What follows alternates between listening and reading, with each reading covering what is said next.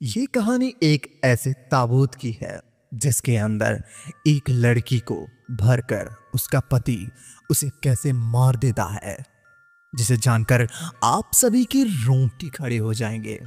नमस्कार दोस्तों, मेरा नाम है ऋषि। मैं आप लोगों को डरावनी कहानियां सुनाता हूं। आज की कहानी आपका दिल दहला देगी, तो जल्दी से आप सभी अपने अपने हेडफोन्स लगा लो, क्योंकि इस कहानी को अगर आप 1 मिनट भी सुनते हैं तो पूरा सुने बिना कहीं भी नहीं जाएंगे। तो जल्दी से चैनल को सब्सक्राइब कर दो। तो बढ़ते हैं कहानी की तरफ। समीर ताबूत खोल देता है। ताबूत के अंदर रश्मि की लाश को देखकर समीर प्रसन्नता से कहता है, मेरे दोस्त, कल जो तुमने देखा था वह एक सपना होगा, क्योंकि रश्मि की लाश तो अभी भी इस ताबूत के अंदर पड़ी हुई है। जब प्रसन्नता रश्मि को देख लेता है तब उसे थोड़ा तसल्ली होती है, परंतु उसके मन में अभी भी वही दृश्य सामने आ रहा था। अगली रात प्रशांत सो रहा था, फिर भी अचानक से उसे ऐसा लगता है कि दरवाजे पर कोई लड़की खड़ी है और उसे घूरे जा रही है। अंधेरे की वजह से ज्यादा कुछ अच्छा साफ नहीं दिखाई देता। वह उठकर जैसे ही उस लड़की के पास जाता है और जैसे ही उसका चेहरा देखता है तो उसे एक सदमा सा लग जाता है और देखते ही प्रशांत को हार्ट अटैक आ जाता है। इस तरह से प्रशांत की मौत हार्ट अटैक से हो जाती है। दूसरे दिन समीर को जब यह पता चलता है कि मेरा दोस्त हार्ट अटैक से मर गया है, तो उसके घर देखने आता है, परंतु उसे वहां कोई लड़की या कोई ऐसा सुराग नहीं मिलता जिसकी वजह से यह साबित हो कि प्रशांत की मौत इस वजह से हुई है। समीर प्रशांत की मौत देखकर बहुत ज्यादा डर जाता है और उसे कुछ भी अच्छा नहीं लगता है, क्योंकि उसका एकमात्र दोस्त जिसे वह बहुत ज्यादा चाहता था उसकी मौत हो चुकी है। अब बारी आती है समीरा की। समीरा अपने बाथ टब में नहा रही होती है कि उसे ऐसा लगता है कि उसको कोई पानी के अंदर खींच रहा है। वह बहुत तेज झपटने लगती है। ऐसा लगता है कि कोई पीछे से उसका चेहरा पानी के अंदर डुबा डुबा के मारना चाहता है। समीरा डर जाती है और बहुत तेज चिल्लाने लगती है। उसकी आवाज को सुनकर अंदर समीर आ जाता है और समीरा से पूछता है, आखिर तुम चिल्ला क्यों रही थी? तो समीरा कहती है, ऐसा लगता है जैसे कोई मुझे बाथटब में डुबाकर मारना चाह रहा है। अब समीर को कुछ भी ऐसा दृश्य नहीं दिखाई देने लगता है जैसे प्रशांत को दिखाई दे रहे थे। समीरा बताती है कि रात में मुझे किसी से चलने की आवाज आ रही थी।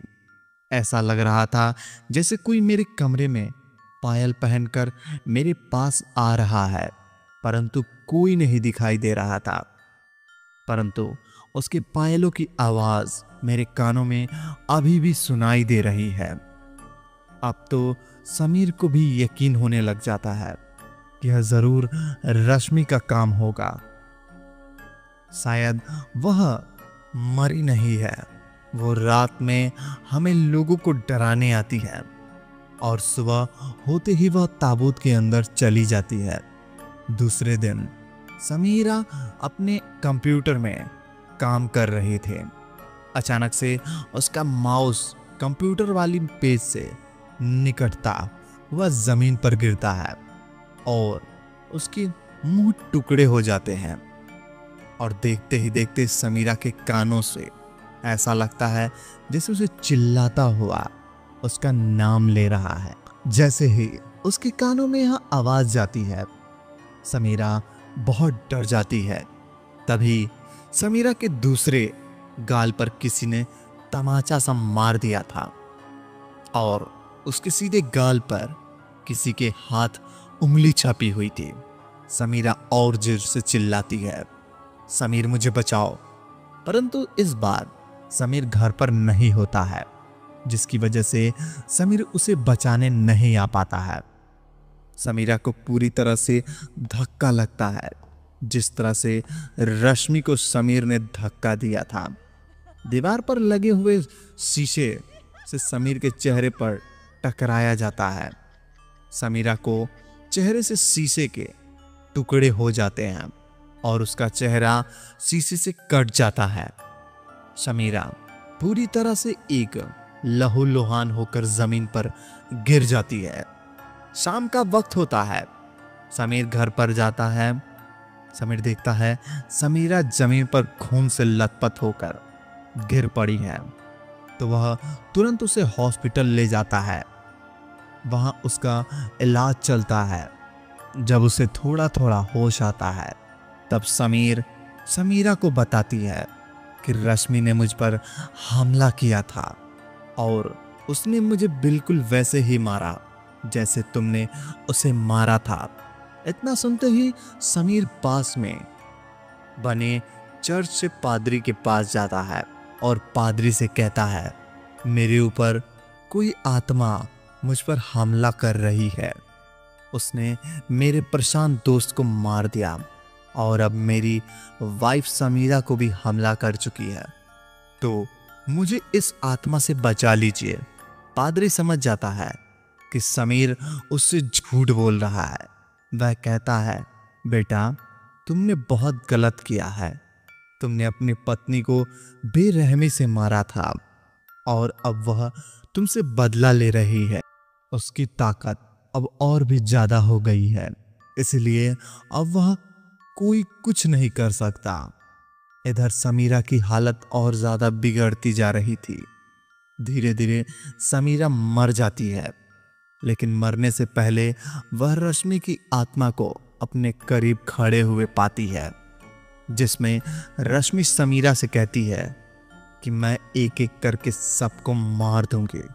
समीर को जब यह बात पता चलती है कि उसकी समीरा हमेशा के लिए मर गई है, तब वह आग बबूला हो जाता है और रश्मि को कब्र से जाकर खूब चिल्लाता है कि समीरा ने तेरा क्या बिगाड़ा था जो तूने उसे मार दिया। रश्मि की आत्मा समीर पे पास आती है और उसे बताती है कि उसने मेरा पति छीना था, इसी की सजा उसे मिली है और अब मैं तुम्हारे किए की सजा दूंगी। रश्मि समीर को खींचते हुए अपने कब्र के पास ले जाती है। ऐसे में समीर बहुत चिल्लाता है, गिड़गिड़ाता है, अपने द्वारा किए गए अत्याचारों से छुटकारा पाने के लिए रश्मि से माफी मांगता है। लेकिन रश्मि अपने बदले की आग में जल रही थी। उसे अब कुछ सही गलत का कोई अनुमान नजर नहीं आ रहा था। उसने समीर को एक टांग पकड़कर जोर से खींचा शुरू कर दिया। समीर जमीन पर रगड़ाता हुआ रश्मि की कब्र पर गिर जाता है। रश्मि की आत्मा समीर को उसी ताबूत के अंदर दफन कर देती है। ऐसे में समीर चिल्लाता है, खोलने की ताबूत को टकाटकता है, लेकिन वहां पर सुनने वाला कोई नहीं था और इस तरह से रश्मि को अपना इंसाफ मिल जाता है। दोस्तों, अगर आपके साथ कभी ऐसा हुआ तो आप क्या करेंगे, कमेंट में बताएं। तो मिलते हैं एक और नई कहानी में, तब तक के लिए धन्यवाद। अगर कहानी पसंद आई हो तो वीडियो को लाइक और चैनल को सब्सक्राइब कर दो, ताकि हमारी आने वाली कहानियाँ सबसे पहले आप तक पहुँचे। धन्यवाद।